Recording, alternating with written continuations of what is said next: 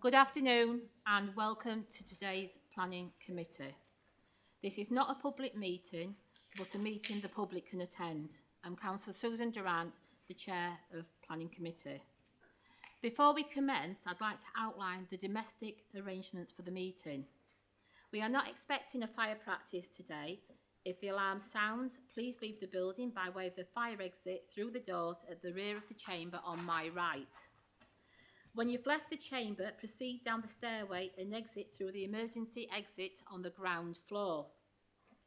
If there is anybody with mobility issues, please wait in the refuge area at the top of the stairs where the emergency evacuation lift is located. Use the intercom situated to the left-hand side of the lift doors to call for assistance. The designated assembly point is in the public square in front of Cast beyond the fountain. I'd like to inform members of the public and press that today's meeting will be audio-visually recorded. By entering the council chamber, you accept that you will be recorded and your images retained and broadcast by the council on its website and on YouTube. If anyone intends to record or film any part of today's meeting, please ensure that this does not disturb the conduct of the meeting and you only focus on recording those people participating. Please ensure that your mobile phones are switched to silent mode. May I remind anyone speaking in the meeting that you will need to press the large red button underneath the microphone and ensure that the light is illuminated, and this will ensure that you are recorded. The meeting is proceeding today on the basis that all members of the committee have read their agenda papers thoroughly and are aware of what they will be considering today. If any member of the committee leave the chamber during consideration of an application, they should ensure they do not take part in the vote on their return, as they will not have heard all the relevant information on that particular item. Thank you. Item 1 is apologies for absence. I have not received any apologies for absence. Are there any apologies, please? Thank you. Item 2 is the exclusion of public and press. There are no exempt items on today's agenda. Item 3 is declarations of interest. Do we have any declarations of interest? No, thank you. Item 4. Minutes of the Planning Committee meeting held on the 20th of August 2024. Can the minutes be moved as a true and accurate record, please? Is that agreed? Thank you. Item 5 is the schedule of applications. Application number 1 is planning application 23/02522/FUL, which is the conversion of existing dwelling to 4 number 1 bed HMO units and alteration to an outbuilding for use as a bike and bin storage. Mark Ramsey is the planning case officer and he will introduce the item. Mark. Thank you, Chair. Good afternoon, everybody.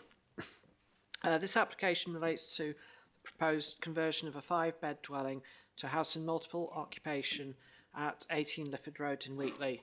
The original scheme was proposed with 5 units, with 2 of those units sharing a bathroom. It was also proposed to convert an existing outbuilding within the rear garden to additional ancillary accommodation. The determination of the application was deferred from the 23rd July committee meeting to seek amendments to the internal configuration of the building in respect of the proposed shared bathroom arrangements, to seek further information regarding the use of the outbuilding, and for full details of waste storage and screening to be provided for members' consideration. Since the deferral, the proposal has been amended to reduce the number of bedrooms to 4 in total, or with private ensuite bathrooms, removing any element of shared bathroom facilities and the use of the existing outbuilding to be for the storage of bikes and bins only. So I'll go through these in a little more detail. The garage is no longer proposed for day-to-day use, either as living accommodation or as shared office space. It can be utilised for keeping bins under cover and also bike storage for residents of the building. This also maintains amenity space at the rear for use of residents, and an opening on the rear of the garage allows receptacles to be moved onto the collection area in the alleyway. A requirement of any approval would be to provide a scheme of how the bin storage would be managed, and that would need approving prior to the building being occupied. It's likely that with only 4 residents, the council provision will be sufficient, but if the owner prefers to go with a private collection, then this can be agreed through the condition. There are no external alterations or extensions proposed, so the building is as seen on the plans there. So looking at the floor plans, there's now 2 bedrooms on the first floor, both with their own bathrooms, and the remaining leftover space is allocated as a small shared office, which would be used by occupants on an incidental basis. Condition restricting the use of the room is also recommended to be included to avoid this becoming an additional bedroom. There's a single bedroom on the ground floor, so there's now substantial shared area for the kitchen come lounge area. And there is still a requirement for the party wall to be insulated, and a condition requiring a scheme to be agreed with the authority prior to occupation is included in this recommendation. This would ensure that this has at least the same requirements as a new semi-detached house would. It also should be noted that there are already bedrooms on the party wall at first and second floor level, which can be occupied as a family dwelling. There is a reduction in the number of potential residents overall, so this further reduces the demand on the shared spaces and also makes this more commensurate in terms of intensity with a 5-bedroom family dwelling, which is the building's current lawful status. So just to recap the other issues that arise from this proposal, the subject of representations when the application was previously publicised, the matter of parking. There's no off-street parking proposed with the development. There's allocated parking bays along the streets, and some of the properties have detached garages accessed from the alleyways, and the orange line that I've marked on the aerial photo shows where the on-street parking is. The bays are time restricted during the day unless the driver has a parking permit for the North Wheatley permitting scheme issued for the vehicle. Each occupant is allowed to apply for such a permit, which would allow parking both on Lifford Road but also any street in the permitting area. Given the sustainable location close to shops, services and bus routes on Thorn Road and Beckett Road, Highways did not object to the lack of parking provision. The proposal would introduce the first HMO on the street, and the numbers in the immediate surroundings are limited, as shown on the map there. The Article 4 direction, coupled with Policy 10 of the local plan, has the effect that there could only be a very limited number of these permitted in this and surrounding streets. So given that Lifford Road is relatively short, there would be no more than 1 other on the same side of the street and no more than 2 on the other. The more intensive occurrence in the north of Wheatley and closer to town is historic and predates the controls afforded by the direction.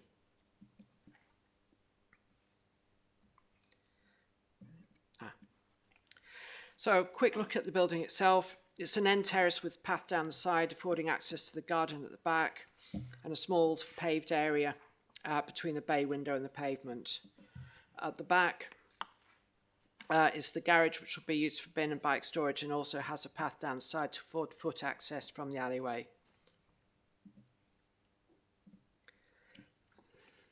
So, given the reduction in the occupation of the building and the change to the layout subject to conditions previously outlined, the proposal is recommended for approval. Thank you for that, Mark. We've got no speakers today, so obviously now we're going to go into debate. So does any member wish to ask the planning case officer a question? Councillor Stapleton. Thank you, Chair. Hi, Mark. Thanks. So I'm looking at a procedural thing now. So according to the relevant planning history, this application was submitted and was refused on the 17th of October last year. So correct me, anything prior to that date is not something we can take into consideration as far as this application is concerned.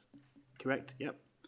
Because otherwise that's a different application. So we're only dealing with this application, and which, can you tell me the date at which the applicant put the application into Doncaster Council?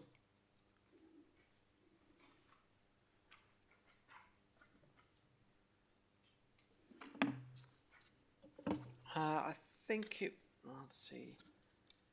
have been, application expiry date would have been beginning of January, I think.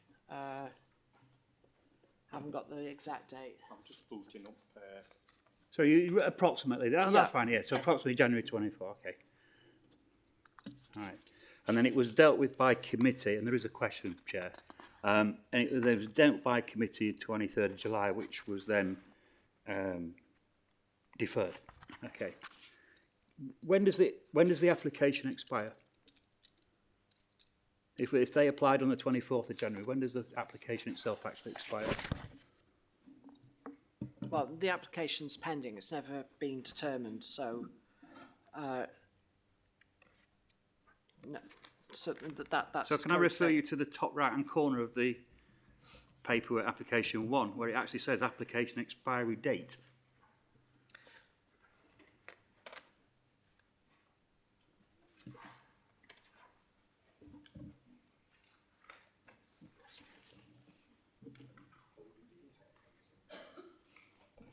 I'm not sure what that refers to.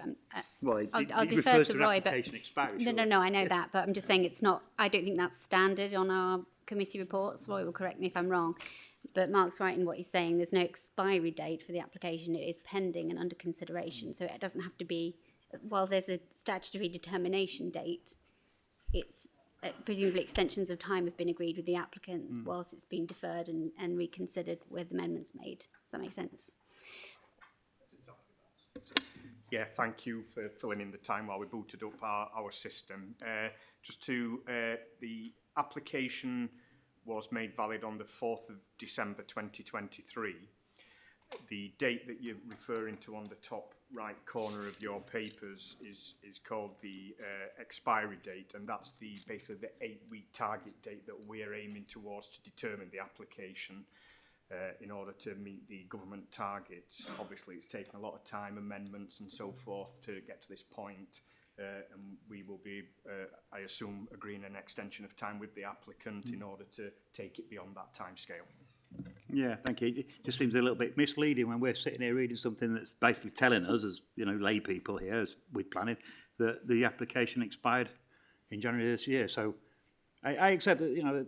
My point being is, from a procedural point of view, it's like, if we're being misled, not deliberately, obviously, but then what else is wrong with the application? I think going forward, you've raised something that's I'm happy with the answer, Chair. For it to be looked at. We've had the explanation. Do we have any other questions from planning committee members? Councillor Cox. Thank you. Regarding room sizes, room sizes are quite a lot larger. Are they still required to only have one resident within them? Or does a room size of 19 square metres give it the right to have an occupancy of 2 people? Yeah, the actual description, which goes to the actual what you're determining today, does say for number 1 bed to HMO units. So that description ties what they can deliver in those units. So if they want to have them as 2-bed units, they'll have to come back to should you grant it today, they'll have to come back to amend that permission. Do you have a supplementary, Steve? Yeah, fetch you in a minute, Iris. And where we see office on the drawings within the building, how do we know that that's going to be kept as an office? It's a residential place. Is somebody going to be living in there, or is somebody going to be... I don't understand why you'd need an office within there. Yeah, it's what the applicants have proposed. I think it's similar to what they originally proposed for the outbuilding, that it was going to be, just a shared space for residents, for home working and things like that. And we have put a condition specifically in the recommendation that says that that room marked office shall only be used for purposes incidental to the approved C4 use and not be used as an additional bedroom accommodation at any time. So if they did try to use it as a bedroom and rent it out, that would be directly in breach of that condition. Councillor Beach. Yeah, back to the bed situation. Yes, it says one bed, but one bed can be a double bed, and therefore house 2 people in each room. So theoretically, you could have 8 people in this establishment. I think he's explained that, Councillor Beach, by saying that it's conditioned for 4 people, and if there were to be any more than that, they would have to come back for it. So But do we ever find out? Is really, you know, one is often you've got to be told by someone that things aren't as they should be, because it's quite obvious we can't check every HMO in town.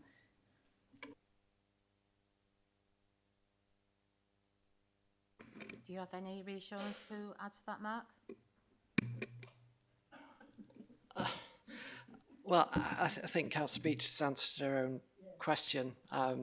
You know, planning can often be reactive rather than proactive in terms of, you know, in enforcement, unfortunately. But as I said, you know, the description is there, the conditions are there, and you know, that's as far as, you know, we can reasonably go. Councillor Hogarth. Yeah, I just wondered what's the consequences of not complying with the, you know, putting 2 people in instead of 1? Do you understand how the planning permission is retrospectively removed because they've not complied with it? Well, I mean, we'd receive a complaint, and our investigation people would determine whether there's been a breach of planning control, either through the breach of conditions or the description, and then it would be up to them to decide what powers they can use to remedy the situation, whether that's you know, issue an enforcement notice or a breach of condition notice, or if the breach isn't sufficiently severe that it might actually be reasonable, and invite the applicants to make an application to vary the permission they've got. But I mean, obviously that would be dealt with at the time. Councillor Cox. So are you saying then, Mark, that potentially that there could be 2 people occupying each room, because room sizes are obviously big enough, but if they were to do that, they could then apply retrospectively? I mean, it's possible, but I mean, this is what they've applied for, and this is what this is the application we're determining. Basically, it's 4 single bed units, and you know, and we're asked to determine if that's a, you know, reasonable change of use from a you know, 5 bedroom dwelling, and you know, on the balance of you know, based on the local plan policy, I believe it is, and that's why I'm recommending it accordingly. Sorry, I just wanted to add, Councillor Cox, that the description clearly says 4 number 1 bed units. So any increase in the number of occupancy is clearly going against the description of the development. So if a enforcement case was raised, it's likely that we'd be in a position to take some enforcement action there. So I think that alleviates some of your concern, I think, but it relies on somebody, like you say, complaining about it, because we're not necessarily going to know unless somebody raises an issue about it. But I think there's a degree of comfort there for you. Can I know it? I just think we also have to realise that we have to, as Mark stated, base our decision on the information that's presented to us today, not if and what, because obviously we have no control over that. So we have to appreciate that the information provided should be honest, open, transparent, and there should be no changes without going through the authority. So we have to base it on the information that we've been provided now. Councillor Mounsey. It's just on page 13, 8.4, highways. Sorry about the voice. It says the road is made up of residential dwellings. It has on-street park provision in place that requires parking permits We seem to have a lot of HMOs within this area. Do we have any ideas as to how many people in HMOs have vehicles? 'Cause are we not going to start clogging up the system, please? Thank you, Chair. Okay, well, I mean, in terms of the obviously number of HMOs in the area, I mean, I did put the. Can you, Bob, thank you. See, you can see the dots of the existing HMOs in the surrounding area, and that part of Wheatley, there's very few. It's normally the occupants of HMOs have a lower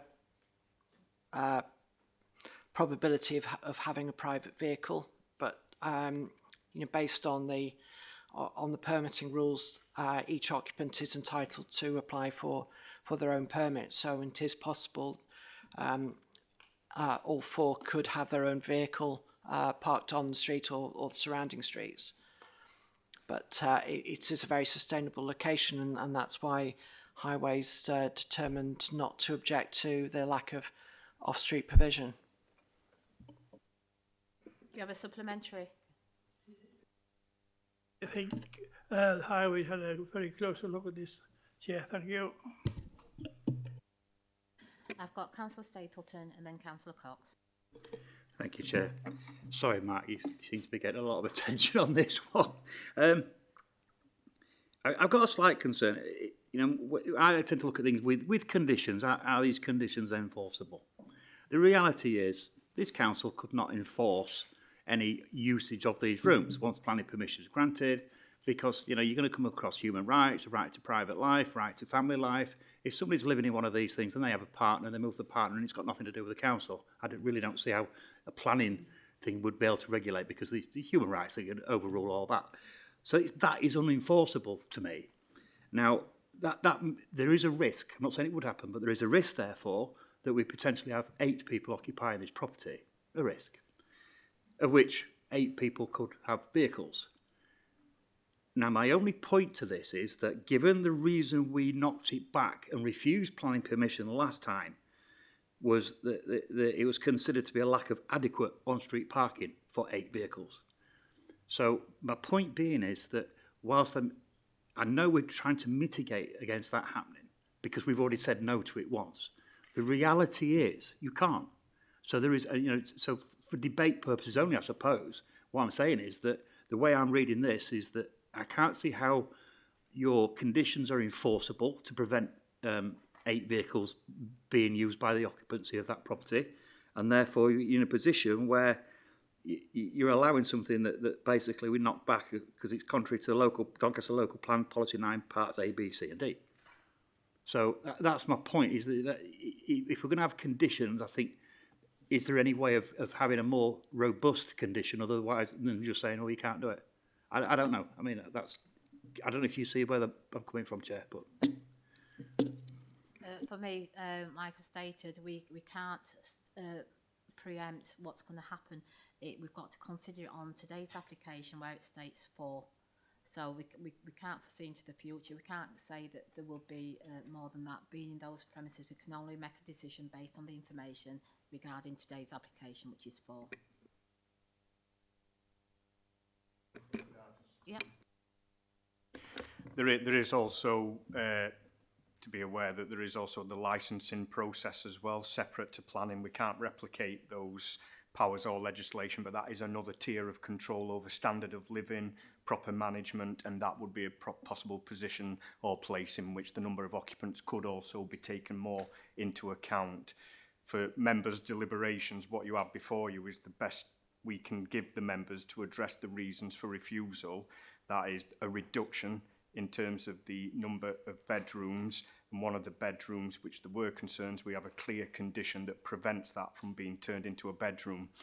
Now, I fully understand and appreciate your concerns that how can you monitor that? That might change on a day-to-day basis.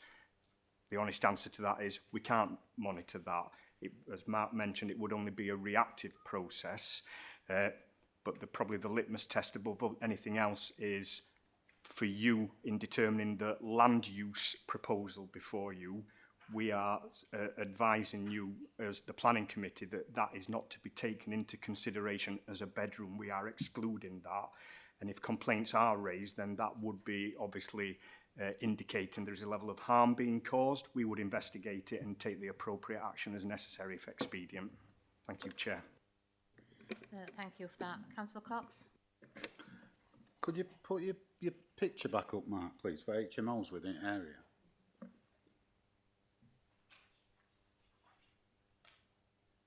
Can we just look at the top of Wentworth Road, where you'd be going towards hospital?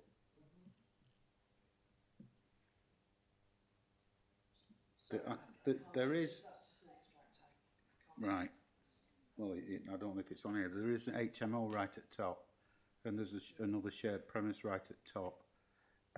That premise, I know it's not this application, but it's not the best of premises. I just wanted to know for clarity that it was on there, and it's obviously in the area, but if it's not there, it's not there. If I recall, when we last dealt with it in July, I did speak to the EHO, and I think I think there is actually only one on fronting Wentworth Road, and I think that's the one you're talking about. But at that time, my colleague told me that that had been shut down and wasn't actually occupied at the time. But I think it's still on the records as an HMO. But I mean, my colleagues have dealt with it, and it's not part of the planning process. I think. No, I just wondered for clarity, Mark. I just wondered. I'm not 100% sure, but I believe it is. I believe it is the one you're referring to. It's about 3 doors down, isn't it, from top of Thorn Road? I thought it was between Lifford and Raby, but it's a couple of months ago since I had that discussion. And Thank you. Okay. Do you have any other questions? Therefore, is there a proposal to grant planning permission subject to conditions? Do we have a mover? I'll move it. Do we have any seconders? Councillor Stapleton seconded. Can we show of hands of those in favour, please? Can you raise your hand so they can be seen and recorded, please? So that's 5. Against? 2. Abstentions? 1. Therefore, that's passed. Thank you.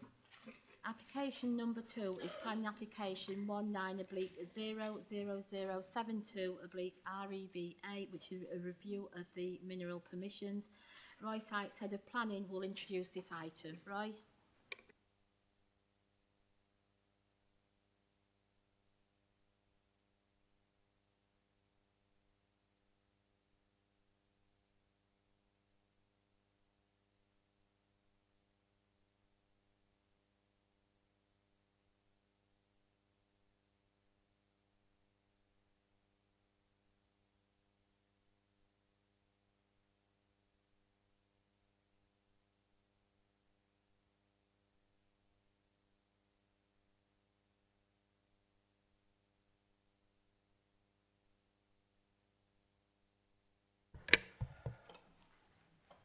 Thank you, Chair. Thank you, members.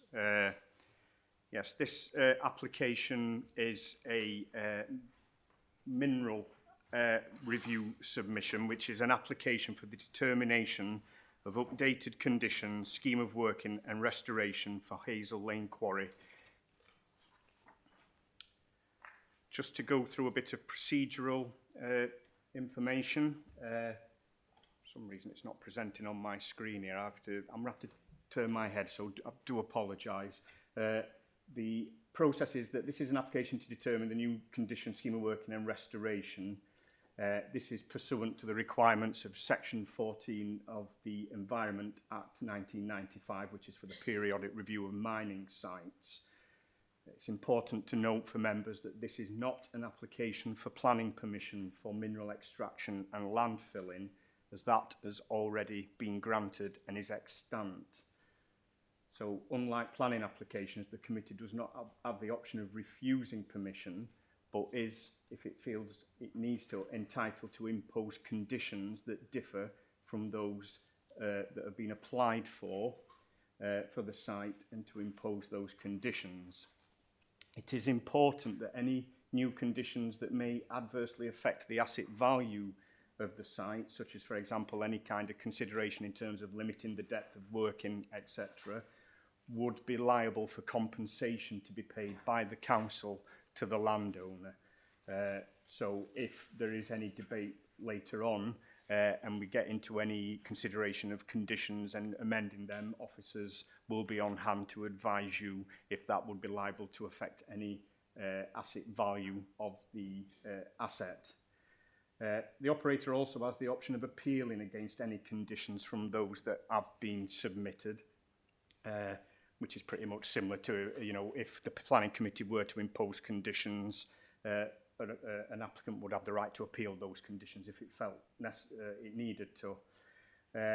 But just for planning committee's awareness, and I do appreciate it is a very lengthy report and not something you deal with day in, day out, the conditions that are proposed within your agenda pack have been agreed between the council and the applicant, and as such does not impact on the asset value of the site. Gosh, I'm going to have a sore neck after this. Right. Final bits on process. The site has, the application has been subject to an environmental impact assessment, and it has considered the main planning issues such as landscape and visual impact. And we'll touch on the increase of pre-settlement levels, which is something that is a concern to local residents and also as part of the representation by the Hampole and Skelbrook parish meeting. There are also main issues that have been considered in relation to highways, ecology, hydrology, the protection of groundwater, archaeology, air quality, noise, and the restoration of the site, which will reuse the soils that are being stripped from the site as the quarrying takes place, which is then ultimately restored via landfilling and then placement of the soils on top of the site. Just to assist you in your report, Appendix 1 of your agenda pack provides you a table. The first column is basically a list of all the existing conditions that are attached to the planning permission for this site. Column 2 is what the ROMP, that's the review of mineral permission process, is proposing to do, whether to remove, to amend, to carry forward. And column 3 is what has been agreed. And then column 3 is then pulled out and inserted into Appendix 2 of your agenda pack, which is effectively, if planning committee are minded to approve the scheme of conditions, that would form the decision notice for the site moving forward as part of any future working of the site. Appendix 3, and I do appreciate printing, scales, so it's not as clear as it can be, but it does provide you a selection of relevant plans. But I have tried to indicate on those plans some key labels to give you some key heights and feature information. And Appendix 4 is just a summary of the landscape and visual impact assessment, photo montages that were supplied, which gives you an indication of the post-settlement levels, which have been modelled at a 30% and also a 25% settlement rate. And we'll come on to settlement in a short while. So just to cite you in, I mean, some members will be fully aware of Hazel Lane Quarry, where it is. It lies to the north of Hampole, which is about 650 metres to the southeast as the crow flies. Skelbrook is the other major settlement, which lies to about 1 kilometre to the northeast of the site. The site is bounded on its left-hand side by the main A638 Doncaster to Wakefield Road. This is a Google image view for you. You can see the site of Hazel Lane Quarry there in the middle. Might be, you can see the village of Hampole in the southeast corner, Skelbrook just on the top right corner there. The large industrial development that is taking place is actually in West Yorkshire and probably worth just looking at this photo just very briefly. You will see that at the southern part of the Hazel Lane quarry site there is a green bank, a green wedge. That is the first phase of the landfilling that has been undertaken on that site. That has been formed, it's grassed over, and the landfilling has taken place and will continue to take place moving northwards further away from Hampole as it moves into towards West Yorkshire. So yeah, this is a site location plan. This is taken from one of the most recent annual audits of the site, giving us some indication of levels and what the site situation is. The green numbering on the site there is the landfill cell numbers. So we can see the green wedge that I talked about is landfill cells 1, 2 and 4 on this southern part of the tip flanks, and then it moves into 5, 6, 7 and so forth and so on before it then the numbering comes back down round. Some key features just to point out here: there's a preserved Roman bathhouse on the site. This is an area of extant, the original ground surface where during the archaeological investigations of the quarrying moving northwards, there was a very well preserved Roman bathhouse that was found, which through discussions with, it was English heritage at the time, it was agreed that it should be preserved in situ for future residents to enjoy. So that is at 59 metres AOD, as we will come on to in a short while, and that's kind of a good kind of setting the landscape context. The general quarry base is around 40 metres AOD, and from the survey there, that's showing you a landfill cell being formed in landfill cell 7, and that is being excavated about 10 metres into the ground to 30 metres AOD, which is a landfill base. Where landfill cell 12 is, that is the area where there was the former Stereofibre stored on the site. That was features quite heavily in the planning history in your documentation pack. And just to advise planning committee that although it was an extremely contentious issue at the time for local residents and for the council, that material has now been removed from site.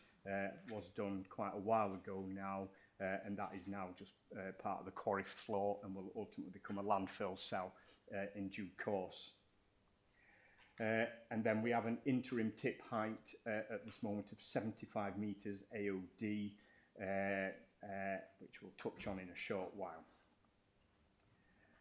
So these are just an indication of some of the existing pre-settlement levels that were approved as part of the planning permission. I think the main point to take away from there is that the approved levels were approved up to 65 metres AOD in this area. These are now the proposed pre-settlement levels as part of this mineral review. You will see, if I just go back, in the bottom here, this is the old tip flanks that I talked about, this green wedge at the bottom, the original landfill cells 1, 2 and 4. That's at the base of the flanks at 50 metres moving up. And then in the pre-settlement plan proposed, that 50 metres is still there and it's moving upwards. But it does go up to a height of 74 metres AOD. So they are acknowledging that they are slightly higher than they should be as proposed in this working. The bathhouse there at 59 metres AOD, and as you move further northwards, the tip height will be slightly lower at 72 metres AOD there. The land outside the site, the red line boundary to the right-hand side to the east towards Skelbrook, ranges from about 55 metres AOD and gradually raises up to 59 metres and higher as it moves northwards, but round about 55 to 59 metres AOD, which kind of ties them in the Roman bathhouse levels there. The post-settlement plan pretty much remains unchanged from the existing consent and what is proposed in this mineral review. So it will come down through the passage of time, through settlement of the landfill site cells, to what is expected to be around 61 metres AOD. So a reduction of around, in the highest point, 13 metres, and for the not so higher points, it would be slightly less than that. So that would create 61 metres either side of the bathhouse, around 59 metres AOD. And the idea behind this is that it creates a domed landform, a slight domed landform, which then allows any water that falls onto the landfill site to drain off, get captured in the kind of tow ditches and stored on site. This is the amended restoration plan, which is essentially a restoration back to agricultural on the lower quarry floor and on the top of the landfill site. There will be new hedgerows planted. There's going to be chalk grassland introduced on the pillar where the Roman bathhouse is. So that's a little kind of ecological grassland there. The dark green is the tree belt that is retained. And then all around the tip flanks, as you can see by the stippling all around the flanks of the tip, that will be new woodland planting all around those tip flanks, which obviously as they start to grow and take form will help soften the landscape impact there. There will also be individual trees planted on the periphery of the site to afford even more screening for the residents of Skelbrook as well. So there'll be trees on the periphery, trees on the flanks, agricultural land in the middle. So these are some photo montages from Hampole. This is looking at the post-settlement of the site as modelled from a 30% settlement rate. Obviously those flanks, it's just to give you an idea of the landform, but those flanks there, just going back to the restoration plan there, as you can see, that will be tree planted, all those flanks of the quarry. And this is what would happen if the settlement rate didn't achieve the 30% and it only achieved a 25% rate. And effectively, as the difference in a 5% settlement rate is anywhere between 1.5 and 2 metres of height. And this is the photo montage from Skelbrook. It's very hard to see. I do appreciate that this is at a 30% settlement rate, but it would be hard to see it because if you remember, the land there is rising up to 59 metres. The landfill cells at 30% settlement will have reduced down to 61 metres, and there's going to be tree planting there. So effectively, this is indicating that there will be very little post-settlement impact in the landscape, and likewise 25%. So just getting towards the end of the presentation before I conclude, but in general, this is just some of the figures that I've just indicated to you. The quarry floor is around 40 metres AOD, cells 2 and 4 were the first to be formed, and that was at around 38 metres AOD. There was then a programme of groundwater investigation undertaken by the applicant in conjunction with the Environment Agency, which effectively demonstrated that the landfilling could take place deeper and still not impact on the groundwater. So those levels were able to be reduced by anywhere between 7 to 10 metres. So the landfill cells started at a certain point, landfill cells 2 and 4, and then was excavated deeper. If that landfilling was to continue without more waste being put in, and it was just at the original levels, and you've gone 10 metres deeper, as the site settled, effectively the landfill would sump in the middle, which would lead to some serious concerns in terms of you won't be able to use it for agricultural restoration. You'd be creating effectively a bit of a reservoir on top of a hill, and there could be all kind of issues there. So by virtue of going deeper into the quarry floor, more waste is being tipped into the site to then account for it to settle through the passage of time to achieve that uniform domed shape down to 61 metres if the 30% settlement is to be achieved. And then I've mentioned the original land levels of the Roman bathhouse, etc. And I've mentioned that each 5% of reduction, if 30% isn't achieved and we're only at 25%, then instead of having 61 metres AOD, we will have 63 metres AOD, and so on and so forth. But still, over a landscape like this, over vast views, as the site is greened up, trees are planted, the settlement starts to occur, the landscape impact is judged to be acceptable. So this 30%, this 25%, this 20%, what we're talking about, this has all been evidenced by the applicant in their submission. They employed an environmental consultancy called Sirius. They've looked at other similar sites in the local area and also outside of the local area as well. And what they have demonstrated is that you can expect anywhere between a 20 to 30% settlement rate for sites like this that are accepting municipal solid waste. And that's through all the kind of processes of compaction, biodegradation, etc., through the passage of time.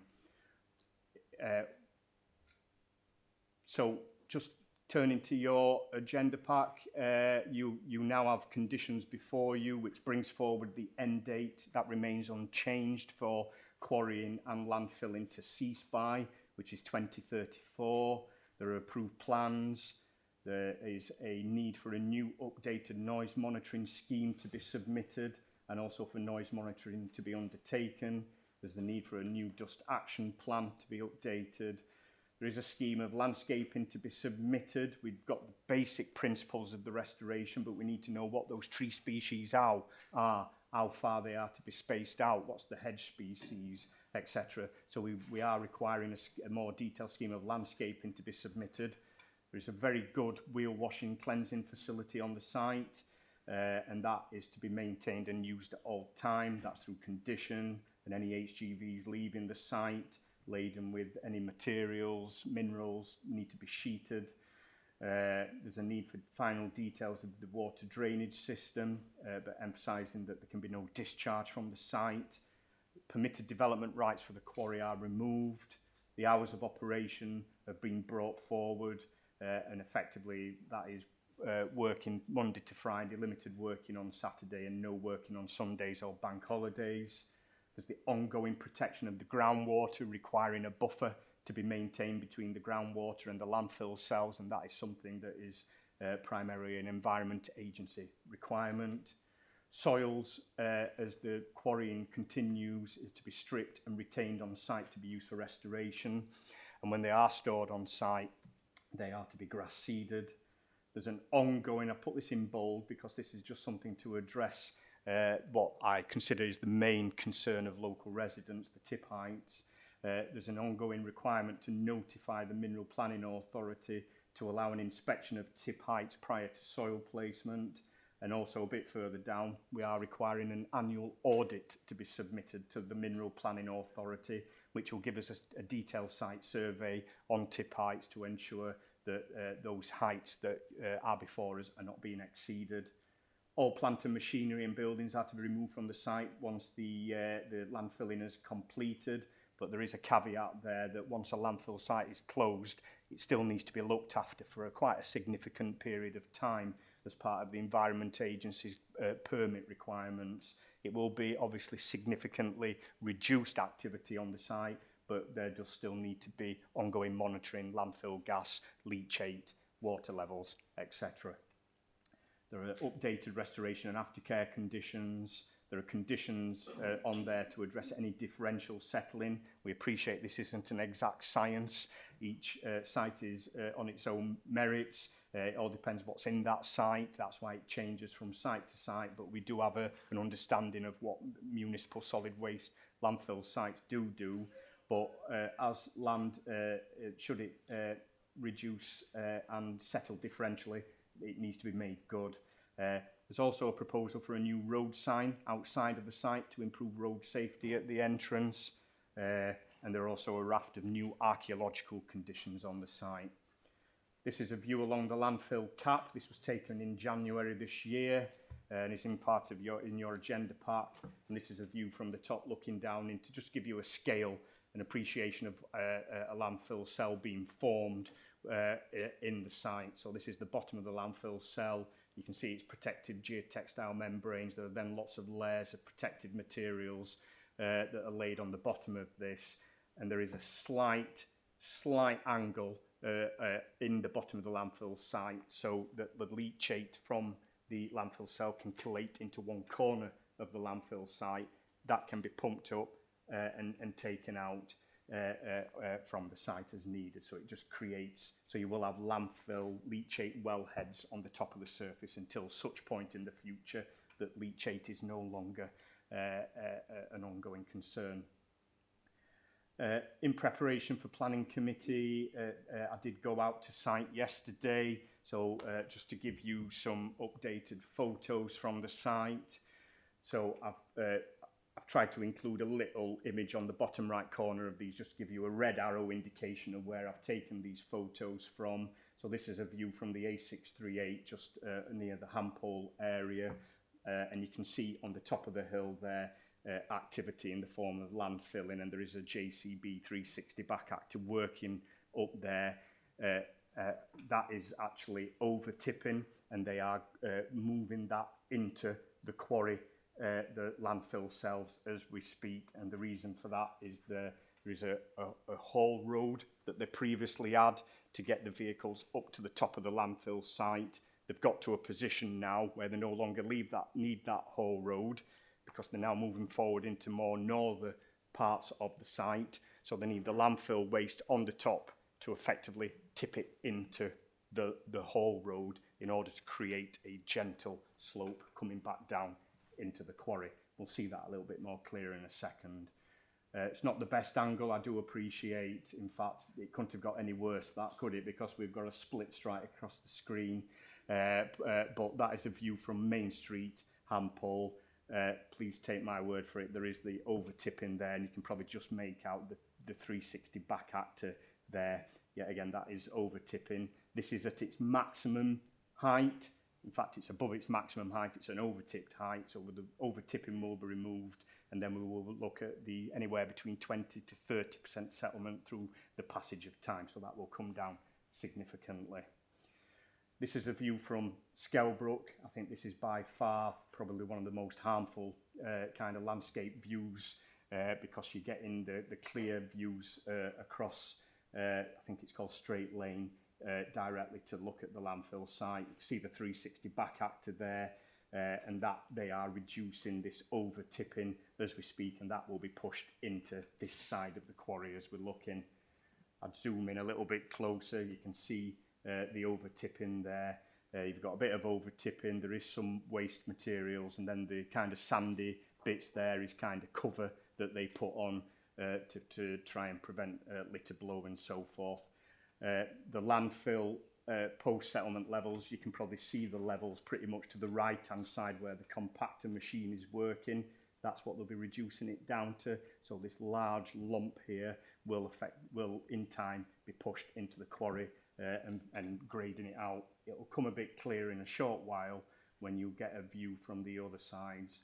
This is a view from on top of the landfill cell, looking at that over tipping that you can see with the 360 back actor there. So you can see that mound effectively, and I do have to say that it is quite a large mound. You can see the size of the 360 back actor. That is significant over tipping. It is recognised, and the operator of Cat Plant told me yesterday that should hopefully, weather permitting, be removed within the next month, as they are now closing in the haul road. This is a view from Hampole would be behind us. This is a grass seeded bund. This is behind that. This is the over tipping. You can see the gas pipe work and so on. We're pretty much at the level there now. So that is going to be kind of capped, soiled over, and that is the over tipping that will be being pushed further into the quarry landfill site. And this is what restoration kind of starts to look like in its early form. So this is now, as you can see from the red arrow, we're on the A638 side of Hazel Lane Quarry. This is a restored landfill site. When I say restored, it's been capped, it's been soiled, and it's been grass seeded. and then you can see that they are working. This is where the restoration is up to, and it's stopped, and then underneath you've got your protected layers. The next thing is for that, as you can see, starting to be soiled, to be grassed over, and eventually this will be kind of tree planted further around the sides there. So that is basically just an overview of the mineral review. I hope you've got an understanding. In conclusion, for members, there are no objections to the proposed scheme of work in restoration or conditions from consultees. This includes bodies such as Natural England, the Environment Agency, councils, highways, transportation, trees, ecology, pollution control, environmental health, bodies such as South Yorkshire Archaeology Service and South Yorkshire Mining Advisory Service, who are responsible for stability and safety, and also Yorkshire Water. There is a very detailed objection from the Hampole and Skelbrook Parish Council relating to matters detailed within paragraph 7 of your report, but in summary they relate to matters such as the height of the proposal, which I've tried to explain and give you an understanding of, also concerns about mud, dirt and dust, the condition of the local highway, parking on the highway, seagulls and litter, and also the requirement for a sump on the site to collate the water. The mineral review proposes pre- and post-settlement levels based on the expected level of settlement. We've discussed the waste storage on the top, which is over-tipped, which is going to be removed as it fills in the whole road, as it is no longer needed. I've mentioned that the settlement levels themselves have been put forward by a very reputable company, Sirius Environmental, and they have used comparisons with other similar landfill sites, the closest of which is Skelton Grange in Leeds, where a 25% settlement rate has been accepted there. There are also other landfill sites taking similar waste to Hazel Lane Quarry, where that is demonstrating anywhere between a 25 to 30% settlement rate. It must be acknowledged, however, that the settlement of 30% will take a significant amount of time to achieve. And looking at the data, it's almost like one of those, is it an exponential curve like that? You get your most settlement in the first 10 to 15 years as it starts to compact and condense, but then it will continue to settle, but at a much lower rate into the preceding years. However, you can expect anywhere like a 20 to 25% settlement rate within 20 years. It's not an exact science, each site is different, but the information that's been provided in this mineral review is an informed position, and the council has got no evidence to say that this will not be achieved. And the Environment Agency and their expert waste officers have raised no fundamental objection to the information, but they have advised us to take that information with caution. A condition, therefore, is proposed for an annual survey to be carried out to ensure the settlement rate is monitored in order to achieve the post-settlement contours, and if not, then it will be beholden to the Mineral Planning Authority to decide whether there should be some form of remedial work. However, that isn't something to be taken lightly when dealing with a landfill site, but it does remain an option moving forwards. So on balance, the proposed submission for the scheme of work in restoration and updated planning conditions is recommended for approval. Thank you, Chair. Thank you for that, Roy. We've got a Mr Ballinger that's requested to speak in opposition to the application. If you'd like to come through to the front.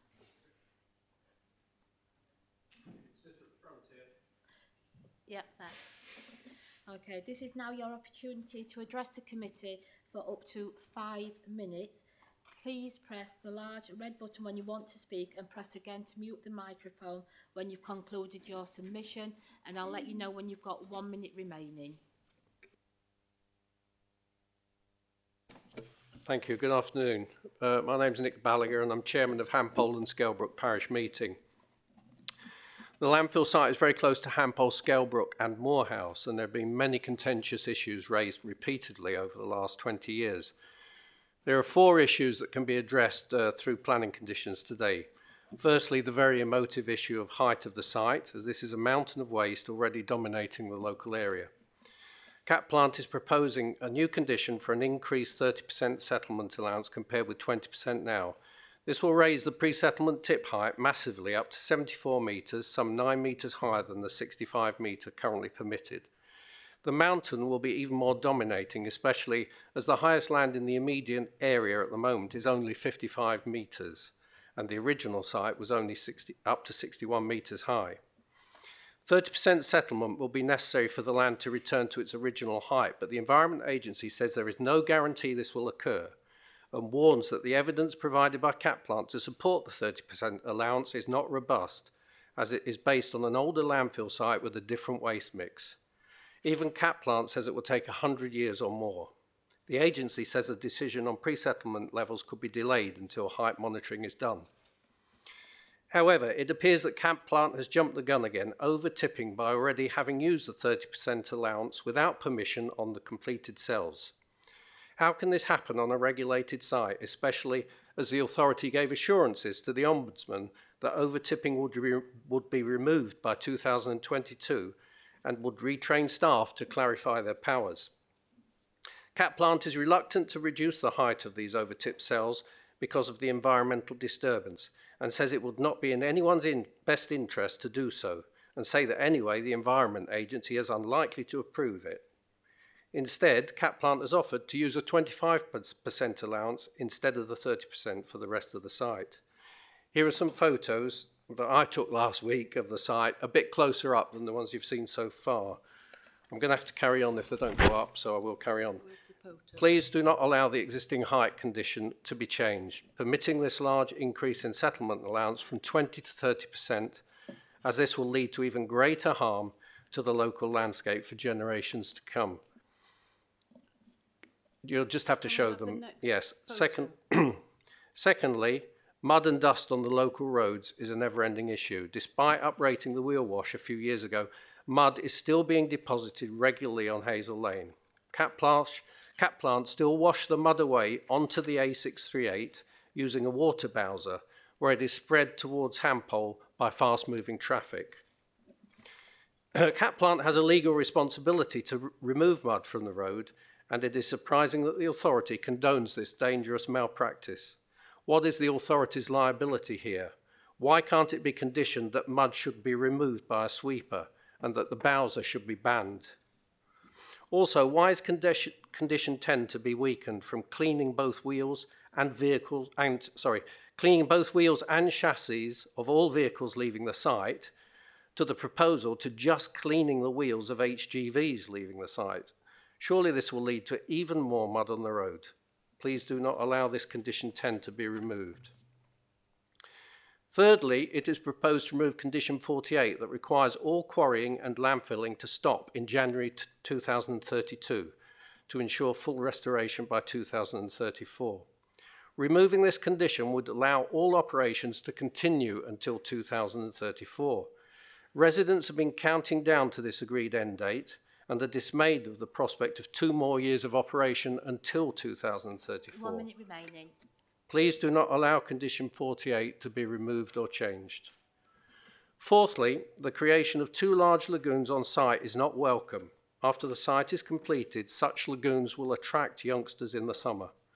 After Skelbrook landfill site nearby was completed, the lagoon led to the tragic death by drowning of 19-year-old Taylor Matthews on July the 8th, 2018. Please make it a condition that these lagoons are sealed and enclosed for safety reasons, so as not to cause another tragedy. In conclusion, I would ask on behalf of local residents that the Planning Committee give serious consideration to our requests to help contain the very large and lengthy unpleasant impact that this site has on our local communities. Right. Can we have some more photos, please? If you bear with us, they're trying to get to work on the system. They've just said so. Right. Thank you very much for your submission. We've got an issue where we've been sent through some photographs and it's not connecting. Therefore, with committee's permission, can I suggest we just have a 5-minute break to give them a chance to get this information because it's important these photographs are seen. Is committee happy for that? Okay. So it is 15:04, so we'll be back at 15:09. Thank you.